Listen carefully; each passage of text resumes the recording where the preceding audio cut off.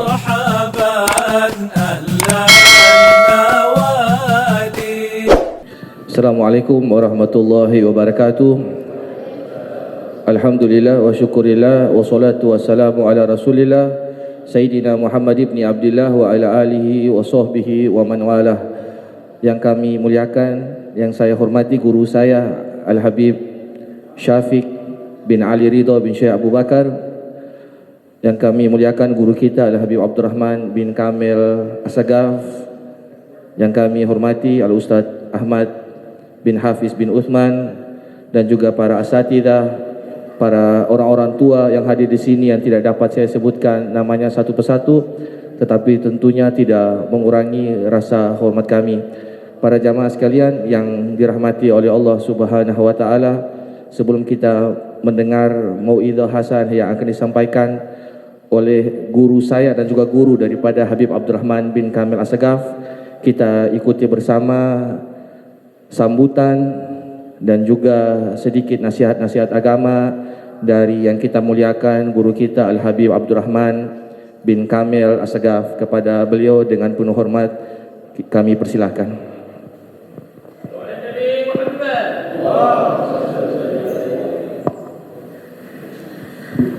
Assalamualaikum warahmatullahi wabarakatuh.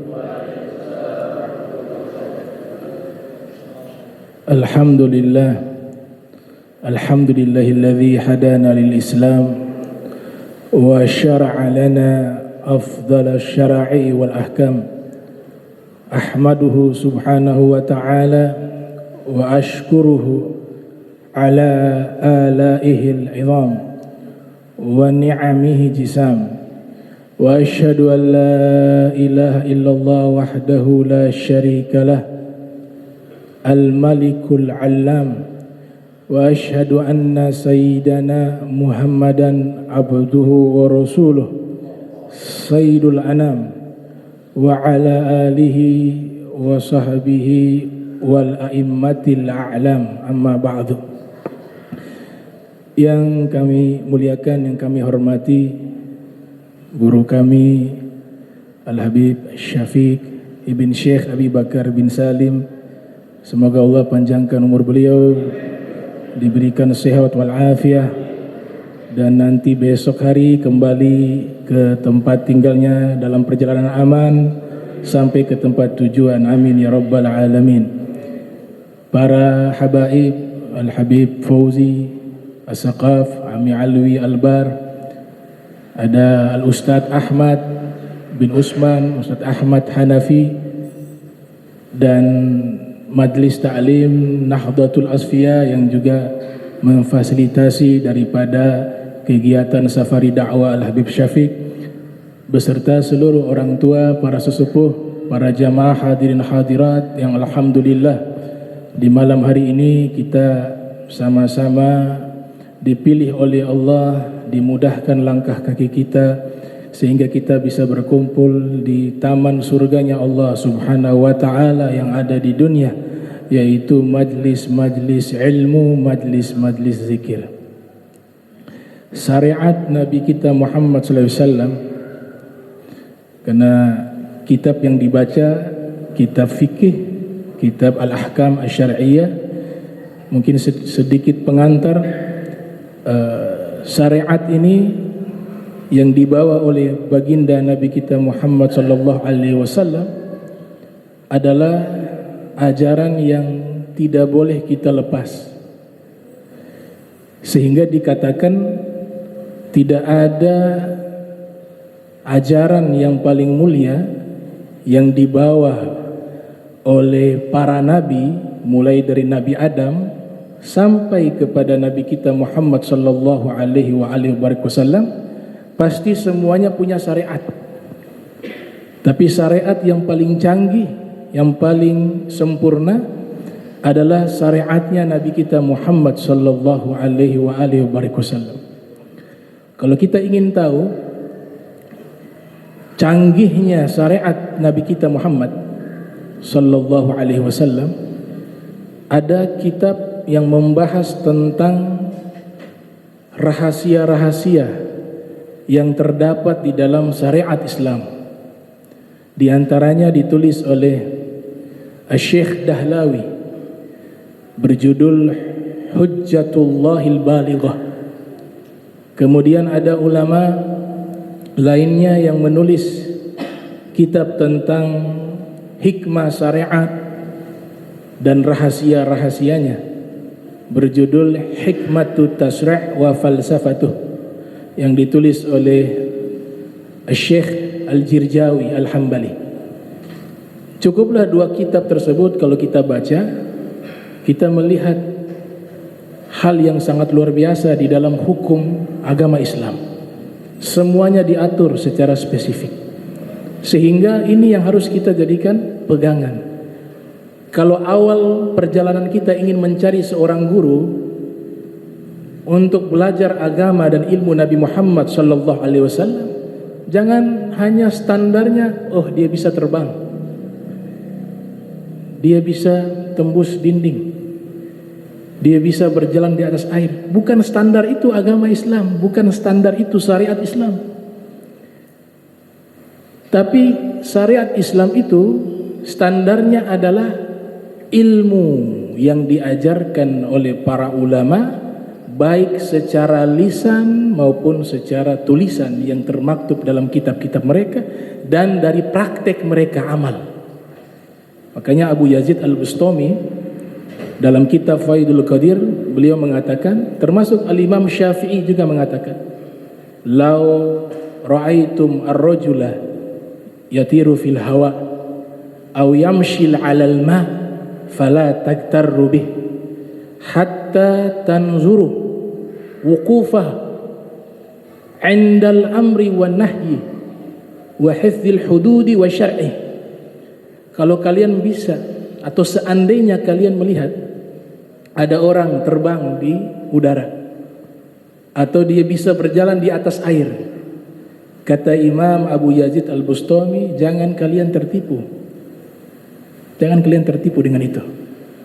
Hingga kalian melihat bagaimana sikap orang tersebut terhadap perintah Allah dan larangan Allah, dan bagaimana dia menjaga hukum-hukum Allah. Itulah pegangan kalian. Jadi lihat istiqomahnya dalam melaksanakan syariat. Untuk belajar ilmu agama itu saja, tidak aneh-aneh. Tidak perlu harus sakti. Ini guru saya tidak sakti, yang di sana sakti bisa terbang. Kita belajar.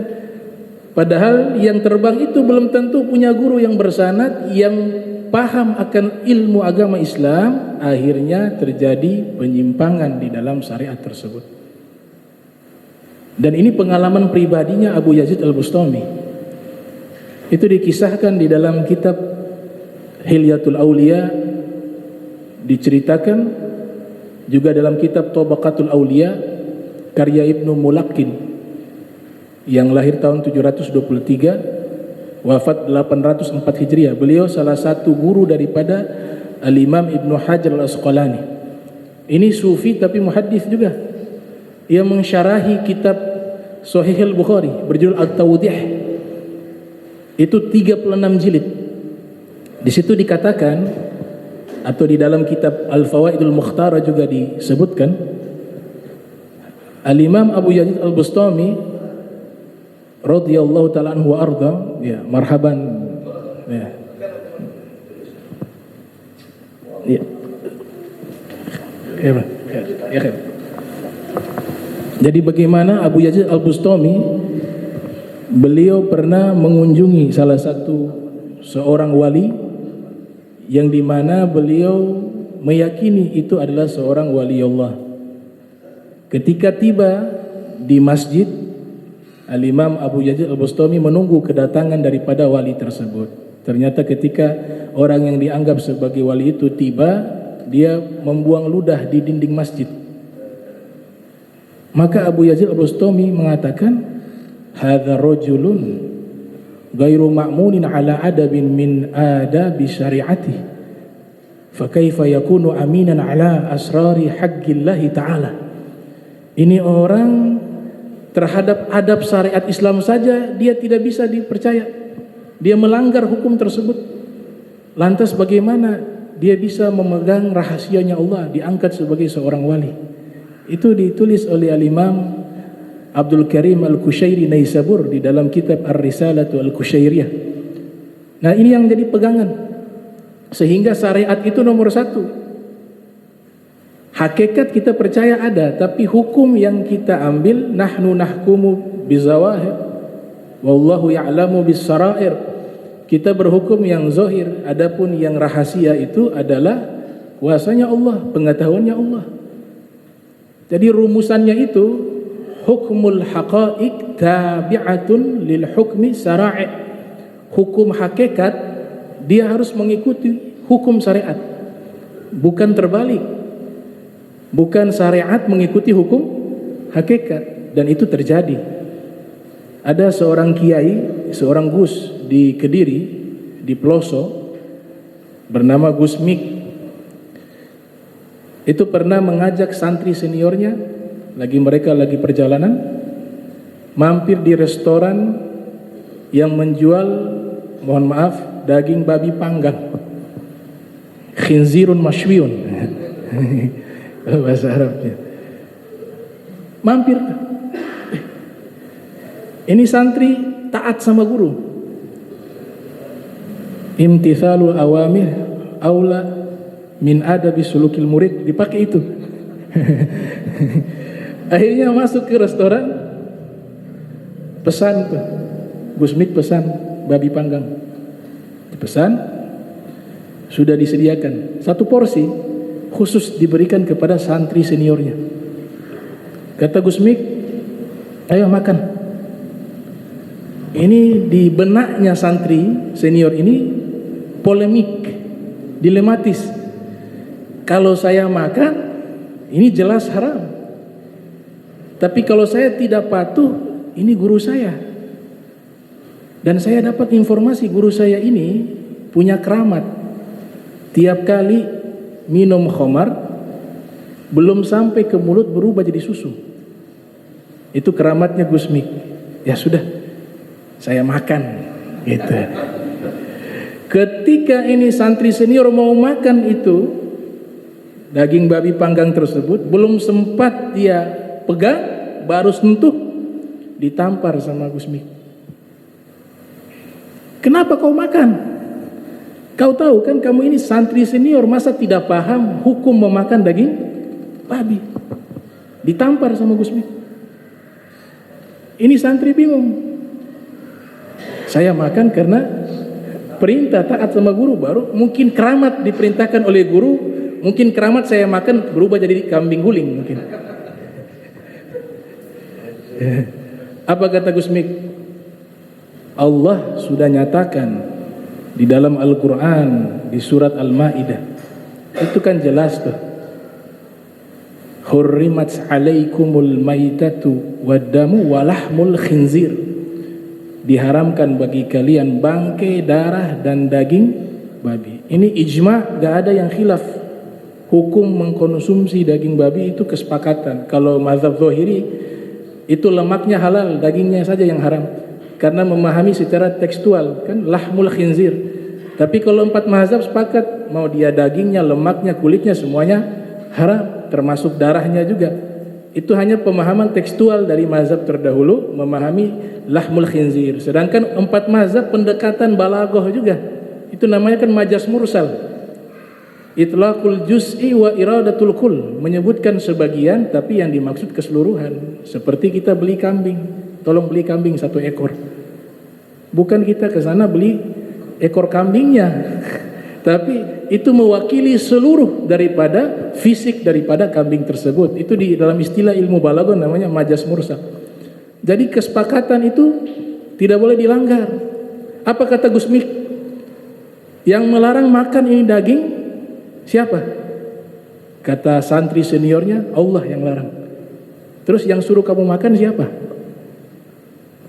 Panjengan. Mana yang harus didahulukan? Allah ataukah saya? Jika ada larangan dari Allah dan perintah dari makhluk, mana yang harus didahulukan? Tentu saja larangan daripada Allah Subhanahu wa taala. La ta'ata makhlukin fi ma'siyatil khaliq. Tidak ada ketaatan kepada makhluk di dalam maksiat kepada Allah Subhanahu wa taala. Di sini beliau kasih nasihat, wahai putraku, wahai anakku, dianggap anak sebagai santri. Kalau pribadi kau terapkan secara penuh hukum syariat Islam. Tapi kalau kau melihat ada wali-wali majzub, kamu terapkan hukum hakikat agar kamu bisa prasangka baik kepada mereka.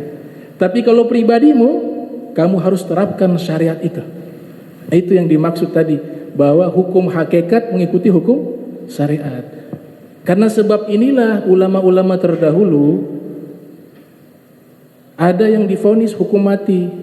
Al-Hallaj ada di Tanah Jawa, Syekh Siti Jenar, ada di Aceh Syekh Hamzah Funsuri, ada di Banjar Syekh Ahmad Nafis Al-Banjari yang menulis kitab Ad-Durrun Nafis. Itu kitab dilarang oleh para fuqaha, tapi mereka itu kita prasangka baik sebagai aulia, dan memang mereka aulia karena termaktub dalam kitab Hilyatul Aulia wa Tabaqatul Asfiya, yaitu Al-Hallaj masuk dalam daftar pembahasan tersebut. Itu kitab ditulis oleh Abu Nuaim Asbahani yang lahir tahun 336 wafat 430 Hijriah. Tujuannya agar mengabarkan kepada kita biografi para wali-wali dan para sufi yang hakiki. Jadi jangan terpengaruh dengan hukum-hukum semacam itu. Kita harus pegang teguh yang namanya syariat. Syekh Nawawi Al-Bantani ketika mengomentari tentang riwayat di mana Al-Hallaj dihukum mati atas konsensus para ulama, itu beliau katakan para ulama bersepakat untuk memvonis hukum mati kepada Al-Hallaj karena menjaga syariat Nabi Muhammad. Karena syariat inilah yang diperjuangkan oleh Nabi kita Muhammad sallallahu alaihi wasallam. Jadi hukumnya Nabi Khidir dalam surah Al-Kahfi tidak bisa dipakai.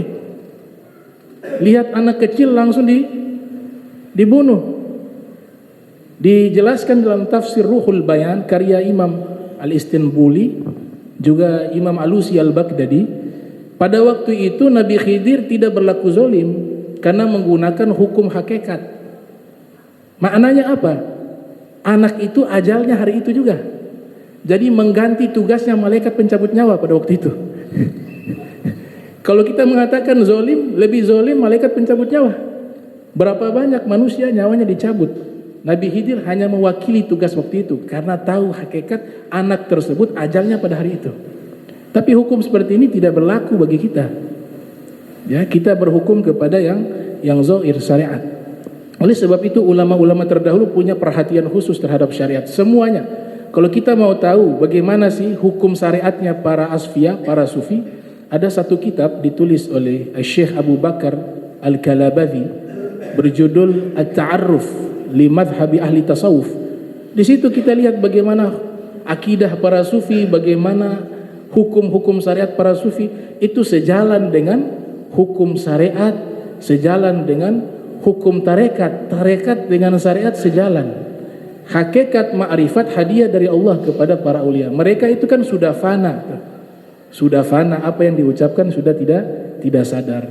Itu Ibnu Qayyim menulis kitab Madarijus Salikin, hanya membahas iyyaka na'budu wa iyyaka nasta'in, hampir 800 lembar itu kitab. Di situ beliau mengatakan kalau sudah fana, ucapannya tidak boleh jadi hukum, perbuatannya juga tidak boleh jadi hukum. Saya ingat dulu waktu masih di Jakarta, Al-Habib Zain bin Schmid datang ke Jakarta, sholat, beliau menjadi imam. Kemudian ada kami punya kawan-kawan dari madrasah ikut sholat. Yang satunya nih baru masuk pesantren. Yang dia tahu Al-Habib Zain bin Smith faqih, ahli fikih. Ketika Habib Zain bin Smith mulai sholat, tangan kan gerak begini pada waktu itu. Maka dia ikut. Allahu Akbar. Kemudian Al-Habib Zain ketika mau ruku juga menggerakkan tangan. Dia ikut juga. Saya punya guru, murid dari Sayyidul Walid Al-Habib Abdurrahman bin Ahmad As-Sagaf, namanya Kiai Haji Hasbullah. Ia ceritakan kisah ini. Selesai sholat Habib Zain pergi, kemudian Kiai tanya, kau punya sholat kenapa berantakan seperti itu? batal 3 kali berturut-turut gerakan batal sholat. Dia mengatakan saya ikut Habib Zain. Ternyata ditanya Al Habib Zain itu dijawab langsung oleh anaknya, melapor kepada kiai kami. Sang kiai mengatakan saya sudah tanya ke anaknya Habib Zain, itu Habib Zain memang uzur sakit tangan, kamu sehat, bagaimana kau ikut? Nah itu namanya mengikuti bukan pakai ilmu. Kondisinya berbeda. Habib Zain bin Smith tidak batal sholatnya karena ma'dzur, tapi dia yang sehat batal sholatnya. Makanya ada pesan dari Sayyidul Walid Al-Habib Abdurrahman bin Ahmad As-Saqaf. Beliau pesan begini, kalau mengikuti ilmu agama kita harus ngaji, jangan ikut orang dulu. Karena kalau orang kondisinya berbeda, tapi kau komparasikan tuh bagaimana ibadah mereka, perbuatan mereka, ketika cocok dengan kitab-kitab para ulama, pegang, berarti disuruh ngaji. Karena kondisinya berbeda. Gitu. Makanya fanatisme di dalam bermazhab itu zaman dulu terjadi, dan itu ada larangan dari Nabi kita Muhammad sallallahu alaihi wasallam. Kita kan manusia tidak maksum, mungkin punya salah. Sehingga kita harus komparasikan dengan ilmu-ilmu para ulama, dengan guru-guru secara kita bertalaki. Ada hadis yang diriwayatkan oleh Syekh Yasin Al-Fadani, beliau dapat daripada sang guru yaitu Kiai Haji Hashim Asy'ari secara sanad hadis. Kemudian Kiai Hashim Asy'ari pendiri Nahdlatul Ulama mendapatkan hadis ini dari gurunya yaitu Syekh Mahfud At-Tirmasi yang menulis kitab Fi Mauhibah. Kemudian dapat dari gurunya yaitu pengarang kitab I'anatut Talibin yaitu Said Sato. Dapat dari gurunya yaitu Said Ahmad Zaini Dahlan. Bersambung sanadnya sampai kepada Imam Ahmad bin Hanbal lewat jalur Ibnu Hajar Haytami dan Imam Suyuti. Kemudian sampai marfu kepada Nabi Muhammad sallallahu alaihi wasallam. Ada yang bertanya kepada Nabi, "Ya Rasulullah, aminal asabiyah an yuhibba rajulu qaumahu?" Apakah termasuk dari fanatik jika seseorang mencintai kaumnya? Jawaban Nabi, "La. Walakin minal asabiyah an yansura rajulu qaumahu ala zulmi." Yang namanya fanatisme yang tidak baik itu adalah seseorang membantu kaumnya di dalam kezoliman. Ini juga berlaku kepada apa? Membantu orang ketika orang itu salah. Kalau salah, minta maaf. Ini saya punya penjelasan, ini salah, saya tarik ini. Ini yang benar seperti ini. Itu diajarkan oleh Nabi kita Muhammad sallallahu alaihi wasallam. Makanya tidak ada tuh syariat itu berubah, tidak mungkin. Walaupun magom setinggi apapun, tidak mungkin syariat itu berubah. Kita harus pegang tuh. Syekh Abdul Qadir Al-Jilani yang lahir 470 Hijriah, wafat 561 Hijriah, itu disebutkan oleh Imam Az-Zahabi dalam kitab Syiar wa A'lamin Nubala, mengatakan kana mutamassikan bis syariah. Beliau orang yang sangat berpegang teguh dengan syariat. Bahkan dikatakan kana yufti ala madhab al-Imam Syafi'i wal Imam Ahmad bin Hanbal. Ia berfatwa menggunakan mazhab Imam Syafi'i dan Imam Ahmad bin Hanbal. Pernah beliau munajat. Ketika munajat muncul cahaya terang. Cahaya itu mengeluarkan suara, mengatakan, "Ya Abdul Qadir, ana rabbuk." Wahai Abdul Qadir, saya Tuhanmu. Wa qad halaltu laka ma haramtu ala ghairik. Sekarang kau sudah mencapai magom yang luar biasa, magom kewalian yang sangat tinggi. Aku Tuhanmu, Allah Subhanahu wa taala, mulai hari ini aku telah halalkan khusus kepadamu hal-hal yang aku haramkan kepada orang selainmu. Apa kata Syekh Abdul Qadir Jailani? Ikhsa ya la'in, terusir kamu wahai yang terlaknat. Ternyata cahaya itu yang terang berubah jadi hitam, keluar iblis. Kata iblis, bagaimana kau mengetahui saya iblis? Kata Syekh Abdul Qadir Al-Jailani, ketika kau mengatakan qad halaltu laka ma haramtu, aku telah halalkan kepadamu apa yang aku haramkan. Saya tahu itu iblis. Karena tidak mungkin Nabi Muhammad, Nabi terakhir, sudah permanen syariatnya tidak bisa diganggu gugat. Sudah termaktub di dalam Al-Quran, sesuatu yang haram adalah haram, halal adalah halal. Tidak mungkin dia berubah. Maka saya pastikan engkau pasti iblis. Ternyata iblis ini punya punya kecerdasan IQ yang tinggi, ya. Makanya langsung kalau hadapi Syekh Abdul Qadir Jailani langsung bosnya iblis. Kalau kita mungkin kan yang level masih masuk lamar kerja mungkin, iya, masih bawahan, digoda sesuai tingkatan daripada keimanan seseorang. Kata iblis apa? Saya jebak di pintu kedua. Pintu pertama tadi dia berhasil. Dia katakan, luar biasa kamu, kata iblis. Dengan ilmumu kamu bisa tahu saya iblis. Walaqad adlaltu bimithli hadhil waqi'ah 70 min ahli tariq.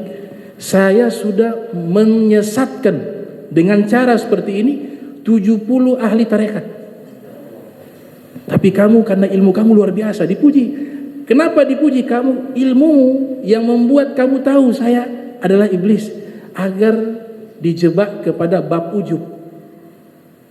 Itu dikatakan oleh guru kami, seandainya pada waktu itu Syekh Abdul Qadir Jailani mengatakan, iya karena saya berilmu makanya saya tahu kau iblis, kalau saya tahu tipuanmu. Pada saat itu terlintas ujub, masuk ke hadis Nabi, thalathun muhlikat, 3 hal yang membinasakan. Yang pertama adalah syuhun muta', kikir yang ditaati. Yang kedua hawan muttaba', hawa nafsu yang diikuti. Dan yang ketiga i'jabul mar'i binafsihi, seseorang bangga terhadap dirinya.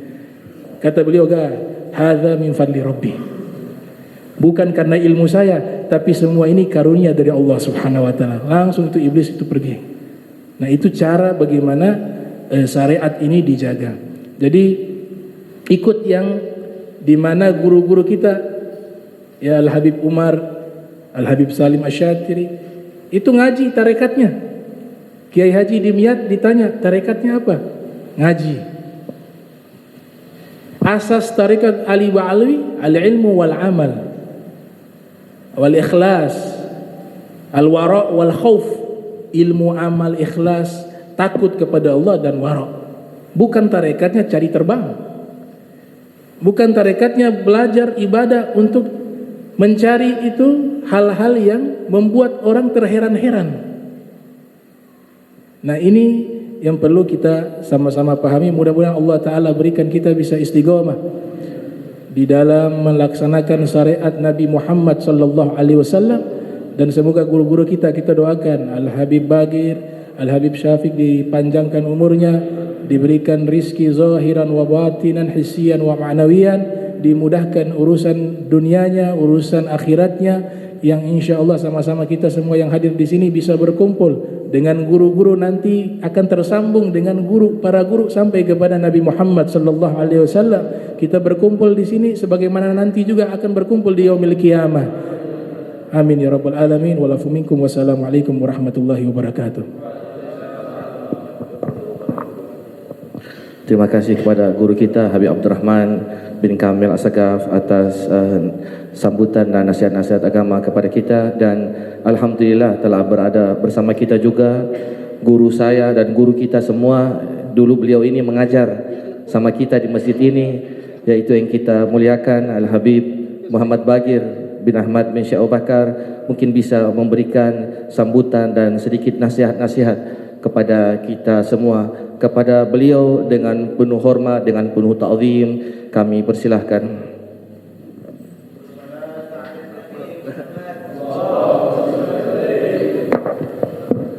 Bismillahirrahmanirrahim. Bismillahirrahmanirrahim. Al-Kafi al-Ghani al-Wahid al-Majid al-Karim. Assalamualaikum warahmatullahi wabarakatuh. Alhamdulillah wa syukurillah wa salatu wassalamu ala Sayyidina Rasulillah Sayyidina Muhammad ibn Abdullah al-Qaim bihuquqillah ma daqat illa wa farjullah. Allahumma salli ala Sayyidina Muhammadin miftahi babi rahmatillah adada ma fi ilmillah salatu wa salaman daimain bidawami mulkillah wa ala alihi wa sahbihi wa man wala, amma ba'd. قال الله سبحانه وتعالى سبحانك لا علم لنا إلا ما علمتنا إنك أنت العليم الحكيم. رب اشرح لي صدري ويسر أمري واحلل عقدة من لساني يفقهوا قولي واستدل لساني واهد قلبي حق سيدنا محمد وبحق آله. Al-Mukarram Al-Muhtaram Sahibul Majlis Al-Habib Abdurrahman bin Kamil As-Segaf, Bata'an Allah Bituli Hayati, dan para habaib yang lain yang tidak saya sebutkan satu persatu, dan tamu kita, tamu mulia Al-Habib Syafiq bin Ali Ridha bin Syekh Abu Bakar bin Salim. Semoga Allah berikan panjang umur, sehat afiat, jadikan ilmunya ilmu yang manfaat di dunia wal akhirah. Alhamdulillah, pada malam hari ini kita sama-sama di sini, ya. Sebenarnya malam ini saya juga ada majlis di Langgarijo Nur Sobah, ya. Tapi karena ada Habib Habib Syafiq, kita gabung di sini. Jadi alhamdulillah. Dulu Habib pernah juga untuk kesini dulu, sama Habib Ahmad Aidit pernah isi di masjid ini, Masjid Al-Amin, insyaallah berkah. Nah, kita kumpul dalam majlis ilmu bainal maghrib wal isya, waktu yang barakah, ya. Seandainya umat Islam sedunia ini menghidupkan antara maghrib dan isya sudah cukup. Diisi dengan ilmu, nggak ada majlis ilmu, isi maulid malam Jumat mungkin. Selain masjid malam Jumat isi ratib minimal, ratib al-haddad atas, baca Quran, ya. Allah nyatakan dalam Al-Quran tentang keutamaan maghrib dan isya, tatajafa junubuhum anil madaji' yad'una khaufan wa tama'a. Tatajafa yani bermakna tataba'ad. Ini punggungnya menjauh daripada tempat tidur. Anil madaji' yad'una rabbahum. Mereka orang-orang saleh tadi berdoa kepada Tuhan mereka, khaufan wa tama', karena takut sama Allah, karena tama', rakus akan rahmatnya Allah Subhanahu wa taala. Ketika ayat ini turun, para sahabat bertanya, mal murad bi hadhil ayat ya Rasulullah? Apa maksud ayat ini ya Rasulullah? Maka Rasulullah nyatakan, ay murad bi hadhil ayat ay ma bainal maghrib wal isya. Maksud ayat ini adalah antara maghrib dan isya, ya. Inna nasyi'atal laili asyaddu wat'an wa aqwamu qila. Sesungguhnya permulaan malam adalah waktu yang paling sensitif, yang sangat bersentuh sama hati kita, ya. Jadi alhamdulillah ini maghrib dan isya masih makmur di Masjid Al-Amin ini, kita manfaatkan, ya, dengan ilmu, dengan baca Quran atau dengan baca maulid. Harus ada maulid malam Jumat minimal, ya. Jangan tunggu setahun sekali baru baca maulid, ya. Supaya terbiasa juga bapak-bapak dari satu mulut ke mulut membaca itu tiba, ya. Kalau udah bisa baca Quran, insyaallah bisa baca maulid, bisa baca maulid, insyaallah bisa baca Quran, ya. Yang dengarkan orang yang tidak suka maulid terserah, ya. Kita punya hubungan dengan Nabi harus baik. Kenapa? Karena Nabi guru kita. Ini kita Habib Syafiq guru, Habib Kamil guru, punya guru lagi, nyambung sampai gurunya yaitu Rasulullah sallallahu alaihi wasallam, ya. Maka dalam suatu hari Rasulullah masuk masjid, ada dua halaqah. Satu halaqah sedang berzikir kepada Allah Subhanahu wa taala. Satu halaqah lagi sedang ta'lim, membahas halal dan haram. Maka Rasulullah nyatakan, kila majlisan ala khair. Dua majlis ini majlis yang baik. Walakin haza ahsan wa haza afdal. Tetapi majlis yang membahas halal dan haram ini lebih utama. Nah, kebiasaan salafun saleh, ulama-ulama kita tidak bahas ilmu ayat, tapi diawali dengan baca Fatihah, baca Yasin atau ratib. Jadi tergabung antara majlis yang zikir itu sama majlis ilmu itu. Nah, ini lebih afdal lagi. Ya, insyaallah sedikit saya sambutan, kita dengarkan manfaat daripada Habib Syafiq, ya. Kepadanya saya kurang lebih saya minta maaf. Wabillahi taufiq hidayah. Wallahul muwaffiqul mu'in. Assalamualaikum warahmatullahi wabarakatuh.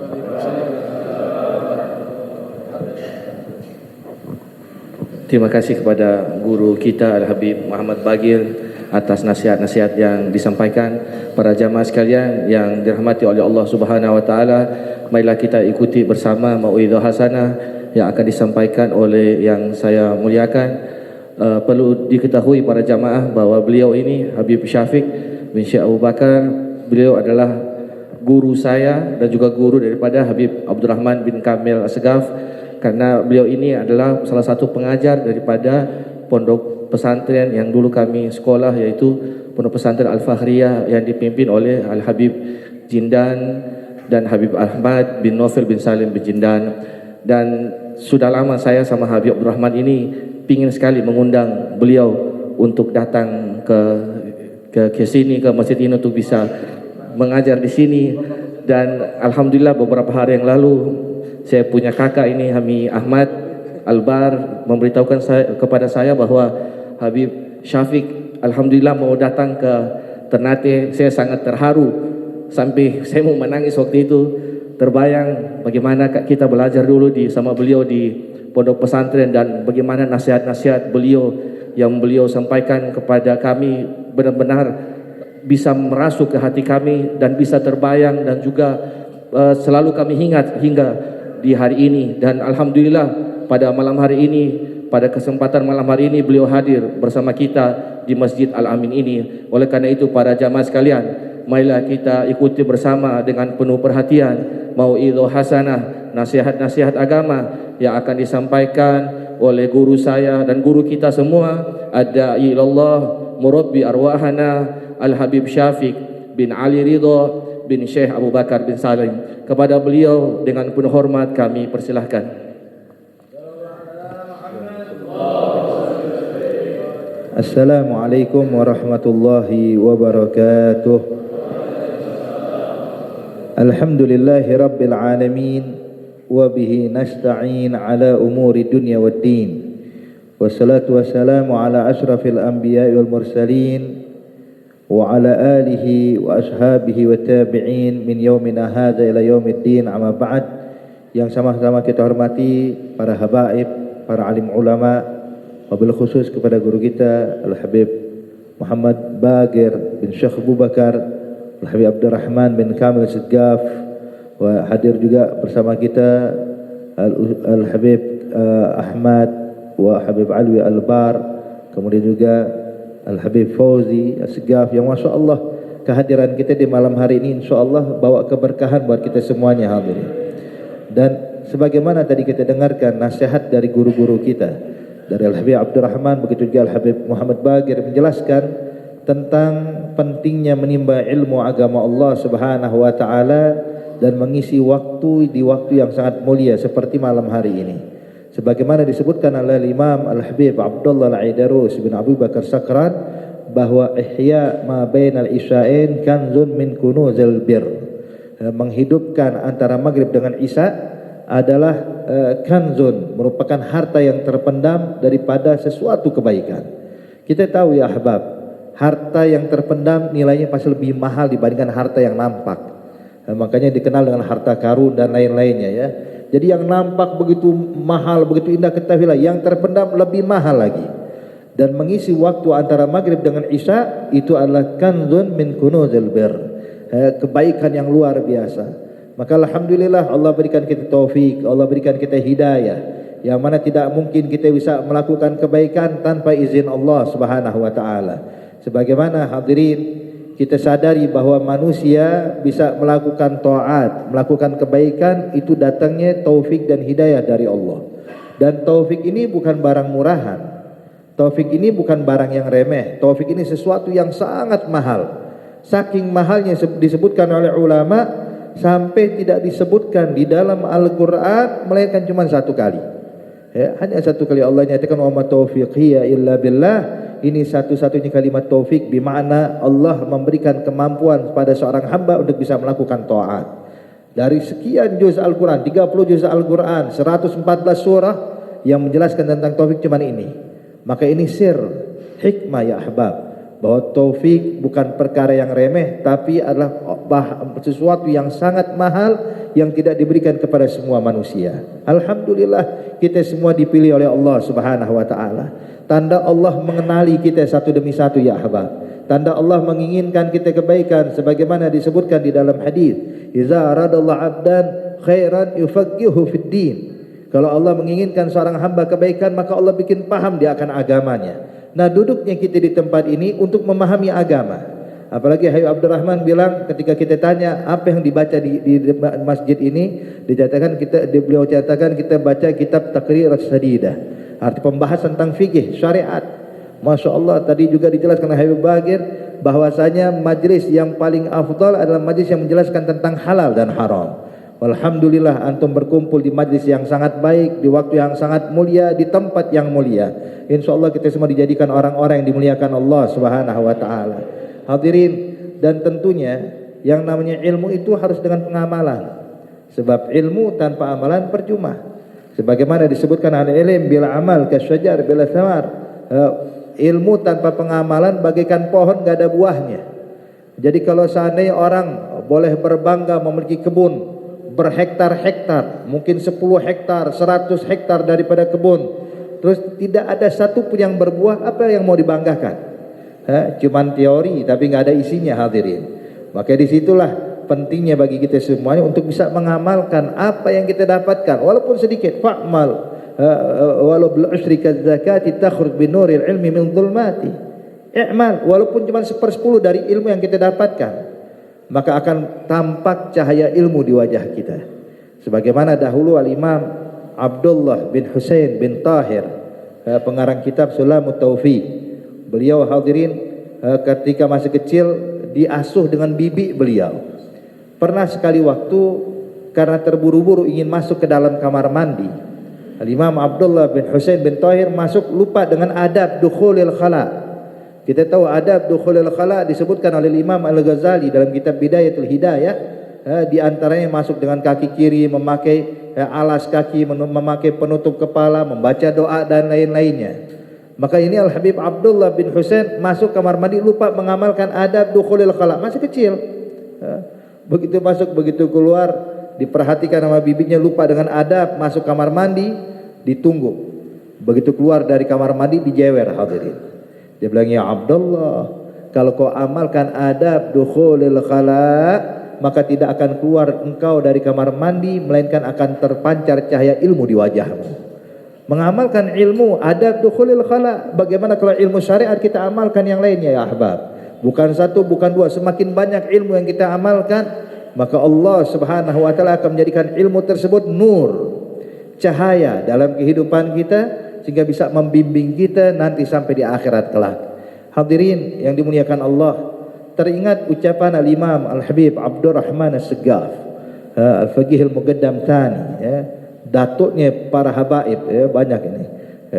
Kakeknya Habib Abdurrahman, kakek kami juga Habib Bagir kita, dan juga para habib kebanyakan di sini adalah bersambung nasabnya kepada Imam Abdurrahman Segaf bin Muhammad Muladawi. Al-Imam Abdurrahman Segaf pernah mengatakan dalam ucapan beliau, al-ilm bila amal batil. Ilmu tanpa pengamalan batil, sia-sia. Ilmu boleh banyak teori dikumpulkan, cuman kalau nggak ada prakteknya percuma. Ini pernah kita dapatkan, hadirin. Ada satu orang bicara sama kita, bang, alhamdulillah kitab Imam Ghazali semua udah kita baca, kita kaji ya Habib, kita bikin penelitian kitab Imam Ghazali. Saya udah bolak-balik kitab Imam Ghazali daripada Ihya, kemudian juga Arba'in fi Usuluddin dan lain-lainnya, semua kitab saya baca. Masya Allah, Imam Ghazali orang yang luar biasa, saya kagum dengan beliau. Subhanallah, kita mendengar ucapannya kagum, subhanallah. Kita belum baca kitab Ihya full langsung sekaligus kita baca, tapi dia udah bolak-balik baca Ihya Ulumuddin. Akhirnya subhanallah, ketika udah selesai ngobrol panjang lebar, mau ke kamar mandi.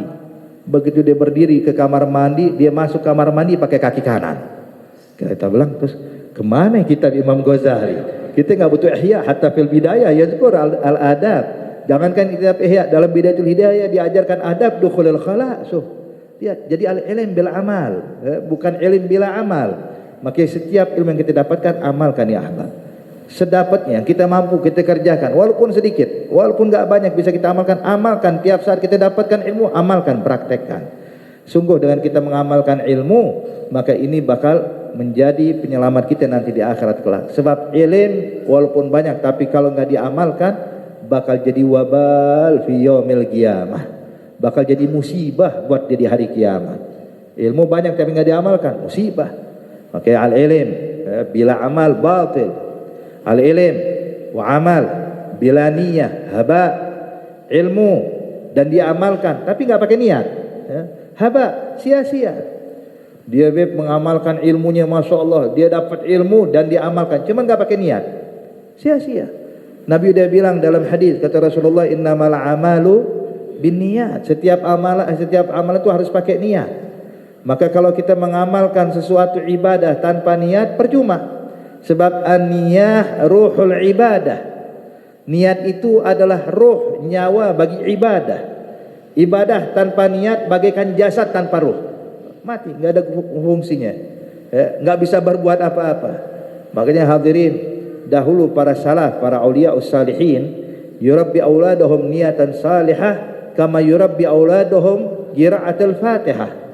Mereka mendidik anak-anak mereka niat salihah sebagaimana mereka mendidik anak-anaknya membaca surah Al-Fatihah. Ini kita semua yang hadir saat ini ya ahbab, pernah nggak kita lupa suratul Fatihah baru baca ayat ketiga, ayat keempatnya apa? Nggak pernah ya. Anak kecil subhanallah baca bismillahirrahmanirrahim rabbil alamin arrahmanirrahim, berhenti. Apa setelahnya? Bingung. Enggak hadirin, subhanallah, sampai anak kecil hafal, mendarah daging sama dia. Tapi coba surah yang pendek, kadang-kadang qul ya ayyuhal kafirun setengah jam nggak kelar-kelar. Nggak kelar-kelar, bingung. Kadang mungkin lupa surah yang pendek, mungkin, tapi Al-Fatihah subhanallah mendarah daging sama kita. Kenapa? Sebab tarbiyah, pendidikan orang tua kita kepada kita tentang membaca suratul Fatihah. Nah, aulia terdahulu mendidik anaknya tentang niyatun salihah sama dengan mereka mendidik anaknya membaca surah Al-Fatihah. Diperhatikan betul apa niatnya. Sampai sekali waktu ada satu orang ketika ingin keluar, anaknya ini pengen keluar, ingin membeli sesuatu atas perintah orang tuanya. Begitu mau jalan keluar dihadang sama abahnya. Dia bilang, "Begitu mau kemana nak?" Dia bilang, "Saya pengen membelikan hajat yang disuruh oleh ibu saya." Dia bilang, "Teh, apa niat ente?" Dia bilang, "Niat menjalankan perintah. Apa yang diperintahkan Umi saya belikan." Dia bilang, "Cuman itu niatmu? Jangan, tambahkan lagi niatnya." Dia bilang, "Niat apa lagi abah?" "Niatkan kalau di jalan kau melihat ada duri, ambil singkirkan biar gak keinjek oleh kaki kaum muslimin. Niatkan kalau engkau melihat pintu masjid terbuka, sedikit dirapatkan, takut hewan masuk ke dalamnya. Niatkan kalau ada orang yang butuh bantuan di jalan, bantu dia, baru kau lanjutkan tugasmu. Niatkan ini, niatkan itu, sehingga sang anak belum lagi keluar rumah udah punya puluhan niat salihah. Sehingga kata ulama, ini anak begitu keluar walaupun di jalan gak bertemu duri, tidak melihat orang yang membutuhkan bantuan, maka semua pahalanya diberikan Allah untuk dia. Wah, kata. Makanya Imam Al-Habib Abdullah bin Ali Al-Haddad mengajarkan kepada kita niat dalam saat ingin menimba ilmu agama Allah. Kita baca nawaitu ta'allum wa ta'lim, tazakkar wa tazkir wa naf'a wal intifa' wal ifada wal istifadah, terus kurang lebih ada hampir 17 niat hadirin. Setiap ta'lim 17 niat, subhanallah. Makanya Al-Imam Syekh Ali bin Abi Bakar Sakran, beliau sampai tuh menuliskan niat apa? Niat untuk menikah. Ini kira-kira yang udah nikah niatnya apa nih? Ini Syekh Ali bin Abi Bakar Sakran menulis sampai 70 niat. Mau nikah 70 niat. Makanya kita kalau di Kota Terim di Hadramaut sana, orang yang pengen menikah pasti datang kepada para ulama. Bawa apa? Bawa itu niat. Tabarukan, membaca itu niat di hadapan para ulama. Membaca itu niat di hadapan kaum sholihin. Ba'du ahyan kata ulama, "Khalas, ana yang wakilkan baca itu niat." Subhanallah. Nah, ini perlu kita siapkan hadirin. Makanya latih tentang niat, niat yang salihah. Kemudian kata Imam Al-Habib Abdurrahman Segaf, dikatakan juga aniyah wal amal wa al-ilm wa amal wa niyah bila sunnah mardud. Ilm diamalkan dengan niatnya bagus, tapi tidak sesuai sunnah Nabi Muhammad, tidak sesuai syariat Rasulullah, mardud, tertolak. Walaupun niatnya bagus tapi beda dengan caranya Nabi Muhammad, tertolak. Sebagaimana contoh ya ahbab, ketika disebutkan al-khatib naik ke atas mimbar dalam salatul Jum'ah, maka kita dianjurkan semua untuk diam mendengarkan apa yang disampaikan khatib dalam khutbahnya. Nggak boleh berbicara, jangan ngobrol waktu khatib menyampaikan khutbah. Kalau kita mengobrol, berbicara dalam saat khatib menyampaikan khutbah, maka gugurlah pahala Jumat kita. Bahkan Nabi menyatakan, wa man qala li sahibihi ansit faqad lagaut. Bahkan Nabi nyatakan barang siapa yang menyuruh diam, dia enggak berbicara. Orang di sampingnya ngobrol. Ini khatib lagi khutbah, di sampingnya ngobrol, Bang. Uskut ansit. Yang nyuruh diam pun juga gugur pahala Jumatnya, kata Rasulullah. Padahal niatnya bagus. Niatnya baik untuk mengingatkan orang dengarkan khutbah. Niatnya bagus. Jangan ganggu orang yang sedang berkhutbah atau jangan ganggu para jamaah. Tapi lihat, ternyata niat kalau udah beda dengan caranya Rasulullah, percuma. Maka harus sesuai dengan sunnah, ajaran yang diajarkan Rasulullah. Nah, bagaimana kita dapatkan di majlis kayak begini, hadirin? Kita lihat bagaimana sunnah-sunnahnya Rasulullah Sallallahu Alaihi Wasallam. Sebagaimana contoh, ada satu orang ketika melihat sebagaimana disebutkan oleh Imam Al-Haddad dalam kitab An-Nasaih Diniyah, begitu juga disebutkan dalam kitab Risalatul Muawanah, disebutkan ketika ada orang ingin melakukan sesuatu dengan niat yang baik tapi beda dengan cara yang diajarkan Rasulullah atau bahkan cara yang diharamkan, maka niatnya gugur, tidak akan diterima. Contoh, ada orang, saya sengaja dengerin dia gosip. Kenapa? Niat jabr khatir, niat nyenengin hati orang Islam. Sebab kalau aneh bangun gak dengerin dia gosip, kasihan, ntar bakal sedih, bakal tersinggung. Jadi aneh dengerin dia, niat baik, walaupun niat baik percuma, karena tidak sesuai sunnah, tidak sesuai yang diajarkan Rasulullah Sallallahu Alaihi Wasallam. Kemudian dinyatakan oleh Imam Segaf, al-ilm wa amal wa niyah wa sunnah bila wara khusran. Ilm dia punya, kemudian dia amalkan dengan niat yang tulus karena Allah sesuai ajaran Nabi, tapi tanpa wara, tanpa kehati-hatian, maka khusran, bakal jadi rugi orang tersebut. Makanya disebutkan bahwasanya amal ibadah manusia itu diterima tergantung waraknya dia kepada Allah Subhanahu wa taala. Sifatul wara ada muhim. Bahkan disebutkan dalam riwayat, walaupun kalau seandainya ada seorang beribadah bangun malam sampai berdiri seperti tiang-tiang masjid dan berpuasa tiap hari sampai tubuhnya bagaikan senar, kata Rasulullah, tetap aja nggak bakal diterima oleh Allah kecuali dengan sifat waraknya dia. Ibadah banyak tanpa warak percuma. Cuman warak yang beneran, jangan warak badui. Tahu warak badui? Ada kita sering dengar dari Al-Habib Abdullah bin Syahab.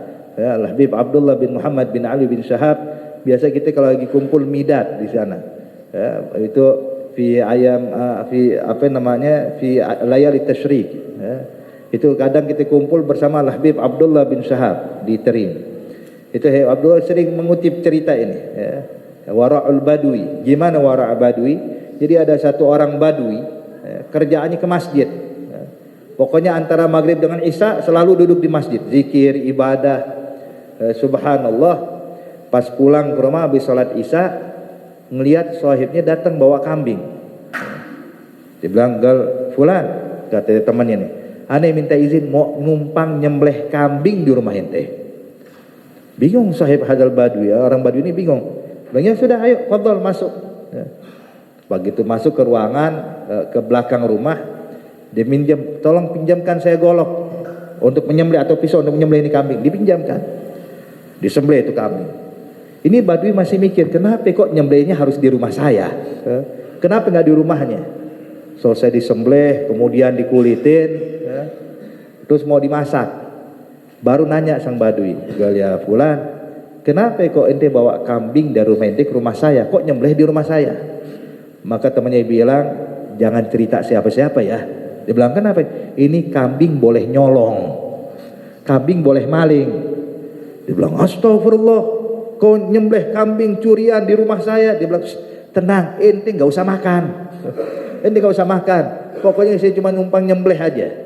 Terus apa yang ingin kau lakukan?" Dia bilang, "Saya sekarang mau masak nih kambing. Saya butuh bejana, butuh wadah, panci, butuh air, butuh ini, butuh itu." Dia bilang, "Ya sudah, ambil semuanya. Yang penting saya nggak mau makan," katanya. Dia bilang, "Ente nggak usah makan." Dia bilang, "Ente nggak usah makan." Dia bilang, "Baik."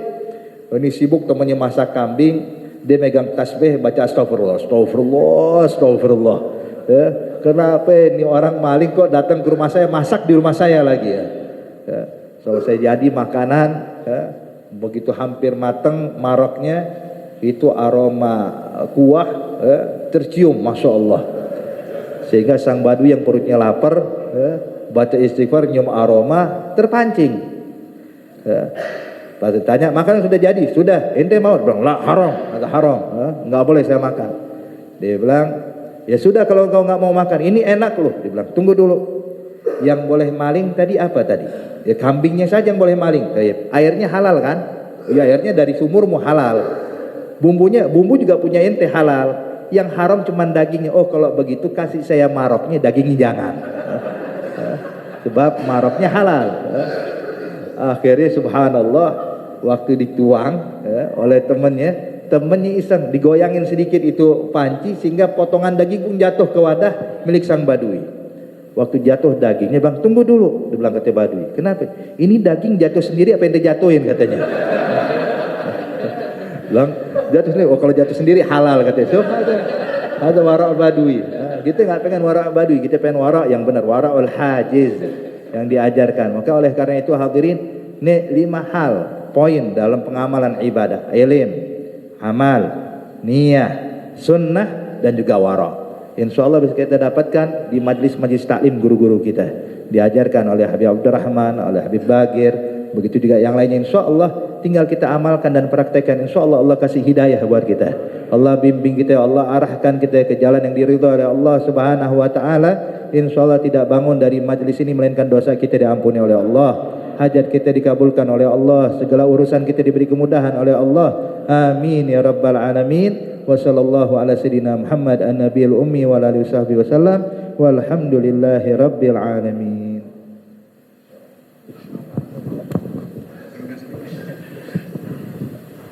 Kepada Habib Bagir kami minta untuk talqin zikir dan doa penutup.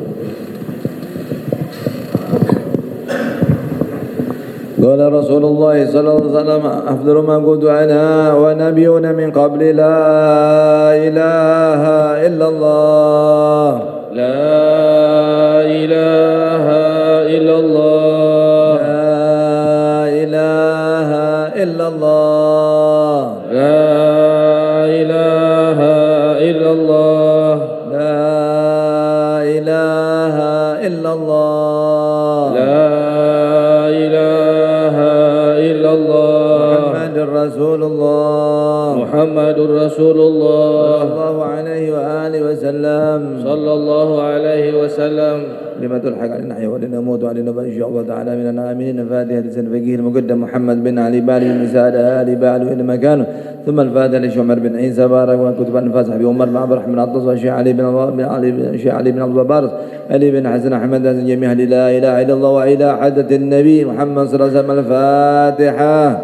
بسم الله الرحمن الرحيم الحمد لله الرحمن الرحيم مالك يوم الدين إياك نعبد وإياك نستعين اهدنا الصراط المستقيم صراط الذين أنعمت عليهم غير المغضوب عليهم ولا الضالين آمين. بسم الله الرحمن الرحيم الحمد لله رب العالمين اللهم صل وسلم على سيدنا محمد وعلى سيدنا محمد. ربي فانفعنا بما علمتنا يا رب، علمنا الذي ينفعنا يا رب، فقهنا وفقه أهلنا وقرابات لنا في ديننا مع الكل أنثى وذكر. ربي وفقنا وفقكم لما ترتضي قولا وفعلا كرما، وارزق كل حلالا دائما، وآخر أتقيا علماء نحظى بالخير ونكفى كل شر. ربنا واصلح لنا كل شؤون، وأكر بالرضا منك العيون، واقض عنا ربنا كل الديون قبل أن تأتينا رسل المنون، واغفر واستر أنت أكرم من ستر. وصلاة الله تكشى المصطفى من إلى الحق دعانا والوفاء بكتاب فيه للناس شفاء، وعلى الكرام الشرفاء، وعلى المصابيح القرار. اللهم اهدنا بهداك واجعلنا ممن يصار في رضاك، ولا تولنا وليا سواك، ولا تجعلنا ممن خالف أمرك وعصاك. وحسبنا الله نعم الوكيل، ولا حول ولا قوة إلا بالله العظيم. وصلى الله على سيدنا محمد وعلى آله وصحبه الحمد لله رب العالمين. تقبل الله منكم منا ومنكم تقبل يا كريم.